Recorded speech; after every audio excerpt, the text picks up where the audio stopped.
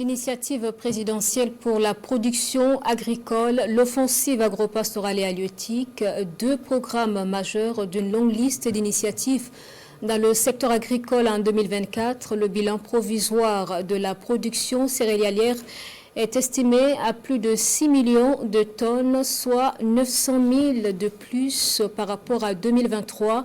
L'actualité dans le secteur de l'agriculture avec Karim Bichenga.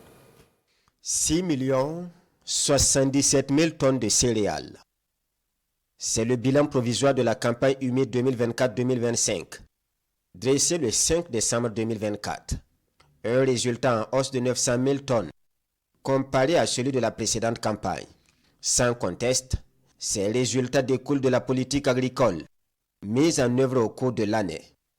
Une politique déclinée en deux grandes opérations. L'initiative présidentielle pour la production agricole et l'offensive agropastorale et halieutique. Ces opérations ont permis l'acquisition de moyens de production conséquents et des intrants agricoles au profit du monde paysan. Le premier lot des équipements est remis aux producteurs agricoles le 6 mai 2024 par le président du Faso, le capitaine Ibrahim Traoré. En chiffres, ce sont 400 tracteurs, 239 motoculteurs et 710 motopompes. 714 motos sont également acquises au profit des agents agricoles en charge de la supervision sur le terrain. Les appuis du gouvernement concernent aussi les intrants, notamment des aliments pour poissons, des engrais, des produits phytosanitaires et près de 18 000 tonnes de semences. L'ensemble de ces acquisitions coûte à l'État burkinabé près de 78 milliards et demi de francs CFA. La campagne humide 2024-2025, c'est celle de toutes les couches de la société.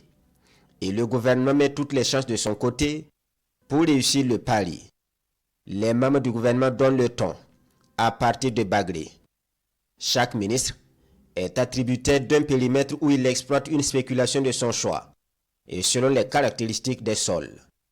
Les agents de l'agriculture ne se limitent plus aux appuis techniques, mais donnent l'exemple sur le terrain, à travers les champs maras. Un exemple suivi dans les centres pénitentiaires.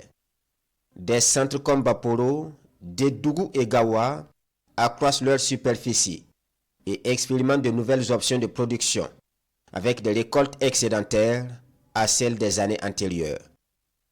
Les personnes déplacées internes et d'autres couches vulnérables bénéficient de la bourse gratuite, de la semence et de l'engrais offert par le gouvernement. Une bonne partie de l'engrais distribué est produite par l'usine de mélange de la Société d'exploitation des phosphates du Burkina. Le lancement de cette usine, intervenu courant 2024, s'inscrit dans la politique du gouvernement pour la souveraineté alimentaire. 2024, c'est l'année où l'assurance agropastorale connaît un coup d'accélérateur. Elle s'est étendue à tout le territoire en prenant en compte plusieurs risques, à savoir la sécheresse, les vagues de chaleur, les vents violents, les inondations et l'ensemble des risques sanitaires à même d'affecter le secteur agropastoral et halieutique. Les mesures gouvernementales en faveur de la souveraineté alimentaire en 2024, c'est aussi la création des sociétés Faso Goulgo et Faso Kosam. La première est destinée à la stabilisation de la filière d'aliments pour bétail et la seconde à la production du lait et ses produits dérivés.